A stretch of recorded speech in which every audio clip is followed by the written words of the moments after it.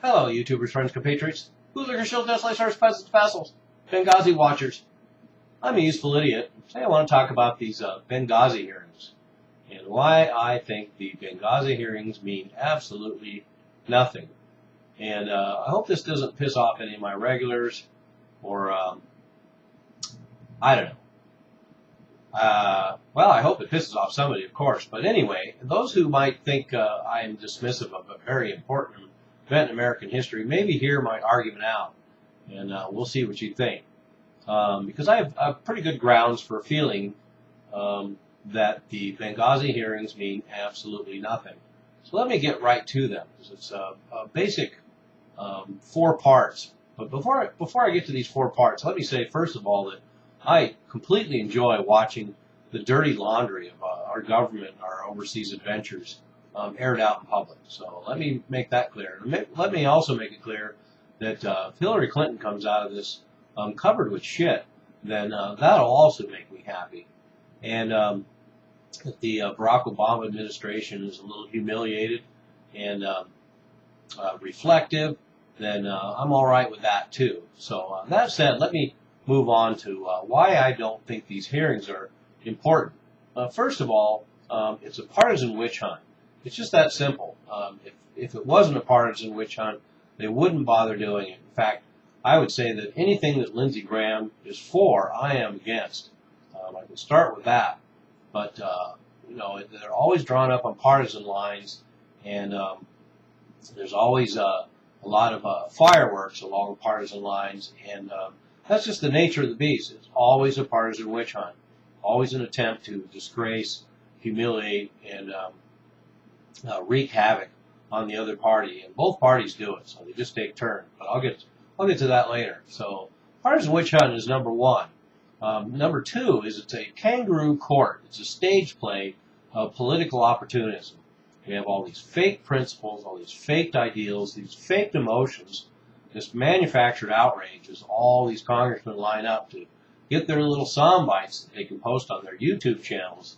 And you know, it's just always the same, and it's the worst kind of political opportunism, as I say almost every occasion when I talk about political opportunism, because I hate it, and this is some more of the worst.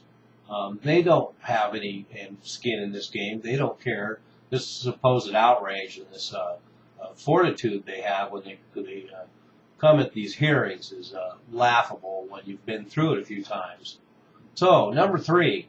The whole concept of national security failures. Benghazi, to me, is just another one of national security failures. When you look at the history of them, Benghazi is relative. Of course, 9/11 being the main one, the biggest national security failure in United States history, and nobody got fired. And boy, you want to talk about cover-ups. So we have that, but we didn't get the same kind of intensive hearings on that to the extent that we had this partisan witch hunt. And then we have the Beirut barracks in 1980s, I believe, under Reagan, and USS Cole was a national security failure. The USS Liberty was a U.S. national security failure, and we have reams of national security failures in Afghanistan and Iraq. Abu Ghraib being another one of a different sort, of course. And let's remember too that under George W. Bush we had targeted attacks on diplomatic missions 64 different times in the 8 years of his administration. So this is nothing new, other than the high-profile deaths of an ambassador and his staff. So Bush cut back on security budgets during his administration, and of course they, as I pointed out in my other video on Benghazi, they rely more on private security.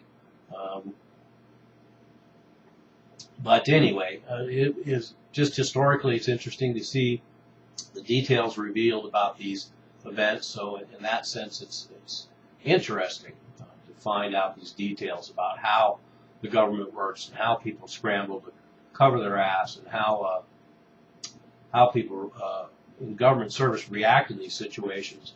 what kind of crazy shit goes on overseas. And this is a perfect example of that.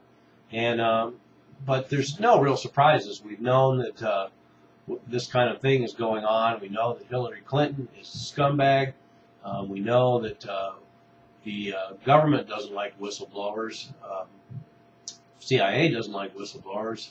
Corporations don't like whistleblowers. Hell, they don't even like whistleblowers at my job. So that's just how it is. They don't like the top doesn't like people who rock the boat. They just want everybody that goes along. And so that's just how it is. But that said, you know, we have Congress and President Obama and Hillary Clinton involved in this epic battle. And I've seen all this so many times before, and that's another reason why it just runs stale with me. So if you go back through the history of it, and I have no skin in the partisan illusion, so that's one reason why I'm impervious to this partisan spectacle, because I really have no skin in the game with either party, to say the least. So you go back to Nixon, and of course we had all the Watergate hearings, and I got to watch all of those. And what do we have now? Do you think after the Nixon Watergate hearings and all the partisan outrage and all the political opportunism that happened then, do you think the government is any more clean than it was back then, less corrupt? So that's one question to be asked. Then you have under the Carter administration, of course, we had hearings about the failed rescue of the Iran hostages and the entire Iran hostage situation that hovered over him all those years, and yet we still have these kind of bungles. And in that case as well, American servicemen died in the desert in helicopters that didn't make it back.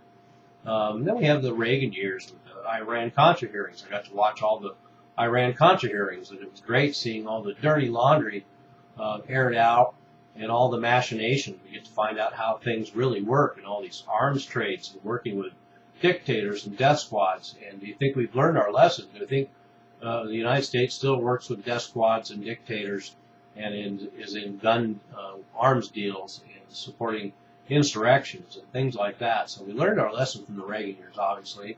And then we have, Bill Clinton. We had to go through all the hearings with him, and and even with all that embarrassment and his bald-faced lying and everything else, look, the guy is a titan in the political world, in the corporate world still. It did no damage whatsoever. In fact, it heightened his legend. He can actually joke about it. So all those hearings didn't do much good then, and that was a partisan witch hunt as well. And then then we have the Abu Ghraib under Bush, and that's pretty much come and gone now, and should be scarring the American psyche for decades and centuries to come. But that's already an old issue. So now we have Obama and Hillary Clinton being dragged out, and that's all fine and good. It doesn't seem like this will have much legs, but there you have it. I wanted to give my piece on this because I know it's been dominating the headlines a little bit, and there are my reasons for why I don't think ultimately the Benghazi hearings have any meaning whatsoever. I'm a useful idiot. Don't you be one too.